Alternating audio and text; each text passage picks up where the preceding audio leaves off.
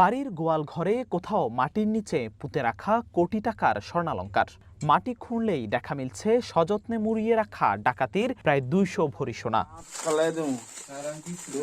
অভিযোগ, রাজধানীর মৌচাকের ফরচুন শপিং মলে শাটারের তালা কেটে চুরি করা হয় ৪০০ ভরি স্বর্ণালংকার। গত ৮ অক্টোবর মধ্যরাতে বোরখা পরে চুরি করা হয় এসব স্বর্ণ। পরে প্রমাণ লোপাটে চক্রটি নষ্ট করে শপিং মলের সিসিটিভি ক্যামেরাও। চাঞ্চল্যকর এই চুরির ঘটনায় গেল ৮ দিনে চট্টগ্রাম, ফরিদপুর ও বরিশালে অভিযান চালিয়ে ৪ জনকে গ্রেপ্তার করে ঢাকা মহানগর গোয়েন্দা পুলিশ। উদ্ধার করা হয় প্রায় ২০০ ভরি স্বর্ণ, ৯৩ গ্রাম রূপা, নগদ টাকা ও মোটরসাইকেল। ৭২ ঘন্টা বাংলাদেশের বিভিন্ন জায়গায় টানা অভিযান পরিচালনা করে। তারা প্রথমে এখান থেকে চিটাগাং যায়। তারা প্রথমে গ্রেপ্তার করে শাহিন মাতব্বরকে ওখান থেকে গ্রেপ্তার করার পর তাকে সঙ্গে করে নিয়ে যাওয়া হয়